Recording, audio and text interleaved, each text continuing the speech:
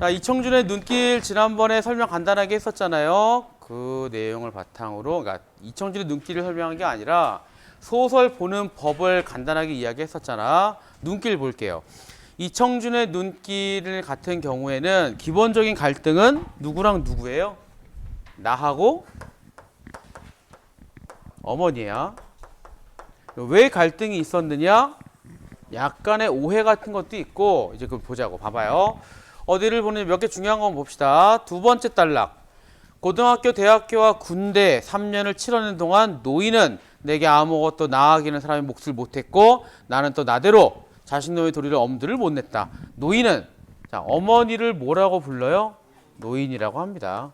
그럼 왜 노인이라고 할까요? 어머니라고 안 하고? 좀 거리감도 있고 서로 노릇을 못했다고 치는 거고, 그러니까 아예 차단하고 싶은 거라고 보면 돼요. 나는 나대로 형이 내게 떠맡기건 장남의 책임을 감당하기 사양치 않을 수가 없었기 때문에. 말이 좀 복잡한데 싫었단 이야기입니다. 장남의 책임을 내가 지고 싶지 않았다. 서로 주고받을 것이 없는 처지였다. 이거 되게 슬픈 말이에요. 나와 어머니는 서로 주고받을 것이 없는 사이였다. 근데 부모와 자식 간에 주고받는 게 있는 것 자체가 말이 안 되잖아. 그러니까 이거 자체가 어머니한테 대한 인식이 별로 안 좋은 거 알 수 있습니다. 노인은 누구보다 잘 알고 있었다. 누구 생각이에요? 내 생각이에요. 그러니까 이게 확실히 그런지 아닌지는 아무도 몰라. 그렇기 때문에 내게 대한 소망도 어머니 있을 수 없었다. 이제 내 생각이죠. 내가 그렇게 믿고 싶은 거예요. 중략 부분 줄거리를 잘 보면 어디를 보느냐면요. 맨 끝에. 다음 날 새벽 노인은 엄마요 눈길에 치며 차 타는 곳까지 나를 바래다 준 후에 홀로 눈길을 되돌아왔다. 중요한 건 뭐예요? 홀로 되돌아왔답니다. 그러니까 지난번에 얘기했던 그 소설 읽기법에서 인물 사이의 갈등은 이래. 이 부분에서의 사건이라고 할 만한 사건은 크게 두 가지.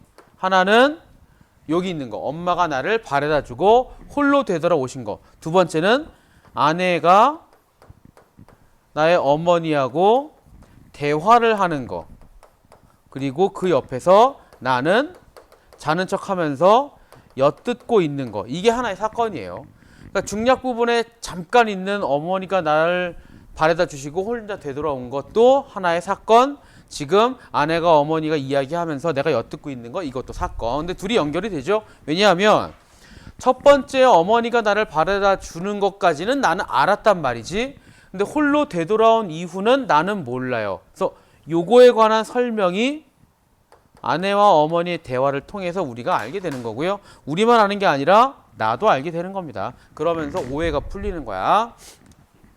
길을 혼자 돌아가시던 그때 일을 말씀이세요? 그래, 이게 그거야. 여기에 아내는요, 살짝 요런 역할도 돼요. 진행자 역할도 해요. 아, 어머니 그러셨군요. 과연 어머니 그때는 어떤 마음이었나요? 이런 식으로. 이 말을 이끌어내는 역할이야. 눈길을 혼자 돌아가다 보니 그 길은 아직도 우리 둘 말고는 아무도 지나간 사람이 없지 않았겠냐. 눈발이 그친 신장으로 눈 위에 저하고 나하고 둘이 걸어온 발자국만 나란히 이어져 있구나. 둘이 걸어온 발자국은 어머니의 입장에서는 되게 행복했을 거야. 그러니까 행복이라기보다는 물론 지금 우리 집 거의 망해가고 내 자식은 공부하러 가고 그런 거니까 아주 그렇게 행복은 아니겠지만 아들과 함께 있다라고 하는 건 의미가 큰 거지. 기억은 그런 거예요. 나란히 이어져 있구나. 그래서 어머님은 발자국 때문에 아들 생각이 더 간절하셨겠네요. 진행하는 거 맞죠? 간절하다 뿐이거든요. 신장로 지나고 산길을 들어서도 굽이굽이 돌아온 그 몹쓸 발자국들에. 야, 이 니은은요 똑같아. 이것도 함께 지나간 발자국은 맞아요. 근데 왜 몹쓸 발자국이에요?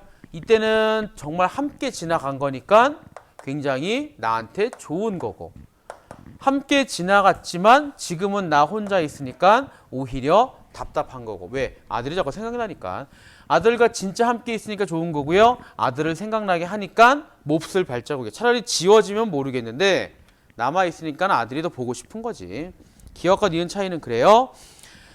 쭉 다 똑같은 얘기야. 저기에 내 자식이 올 것 같고 금세 저하고 내 자식 막 나오잖아요.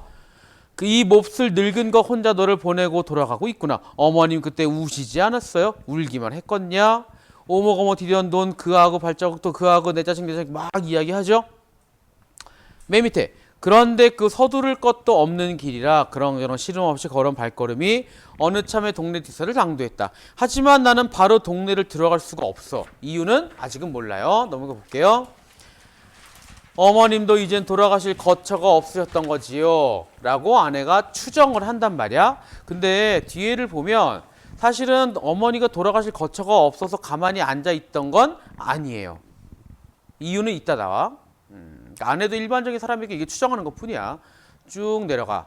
거기서 한 6줄이요. 나 역시 이젠 더 이상 노인을 참을 수가 없었다. 이제나마 노인을 막고 싶었다. 아내의 추궁에 대한 그 노인의 대꾸가 너무도 두려웠다. 그 노인 대꾸는 뭐야? 그래 우리 집 망했어. 그래서 지금 슬픈 거야. 이거를 내가 애써 외면하고 싶었거든요. 근데 자꾸 아내가 물어보니까 노인이 얘기할 것 같지? 그래서 두렵대요.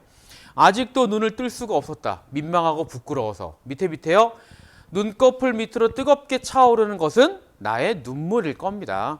근데 그게 안 돼요. 왜? 너무도 부끄러웠으니까. 그래서 날 깨우죠.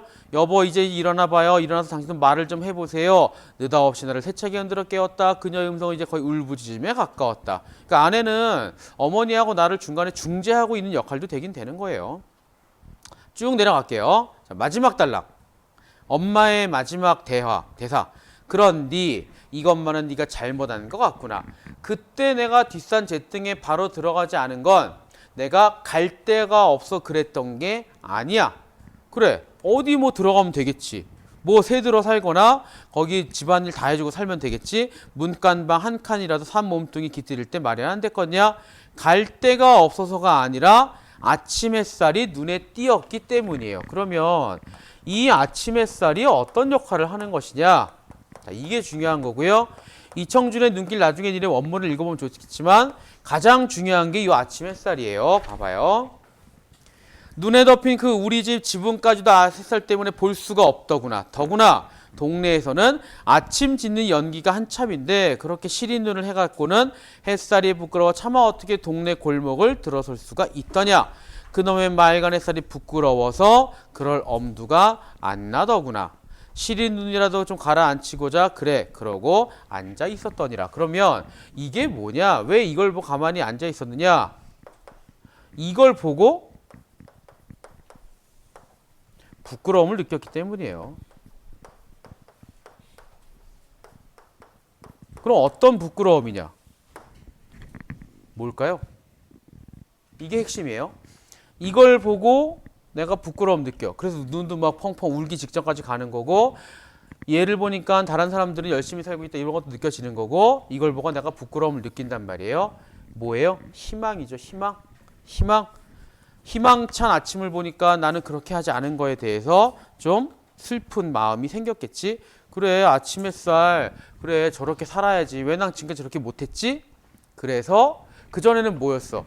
이런 걸 보면서 그래 내 자식 미안해 막 이렇게 하다가 정작 미안한 건 뭐예요?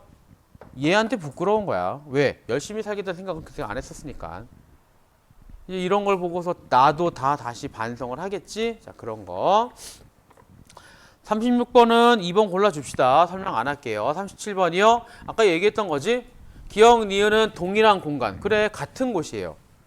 갈 때 보고 올 때 본 것뿐이야. 기억, 니은 동일이면 발자국. 나랑 엄마. 기억과 니가 발자국 같은 거 향하고 있다. 그래 이것도 정류장 쪽이고요. 이것도 정류장 쪽이야. 단지 이때는 가면서 밝은 거고 이때는 오면서 본 것뿐이에요. 똑같은 거야. 니은과 니은은 기억과 달리 감정이 표면에 드러난다. 그래 몹쓸. 얘는 그런 거 없잖아요. 몹쓸 대놓고 나왔죠. 5번 니은은 기억과 달리 노인에게 거리감을 갖게 한다. 그런 거 아니겠죠. 38번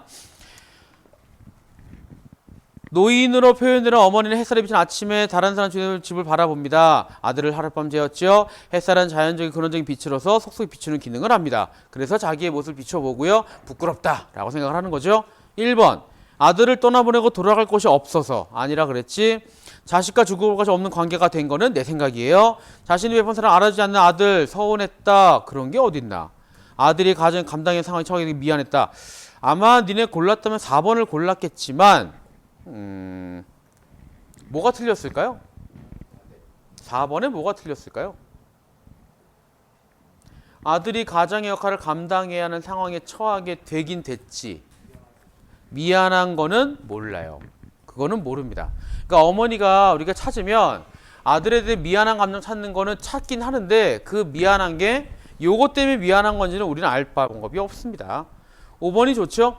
부모의 도리를 다하던 자식의 무력한 삶이 한스러웠을 것이다. 답은 5번 골라줄게요. 자, 39번, 42번 보도록 합시다. 이 지문 니네 좀 어려울 거니까요. 안 꺼져.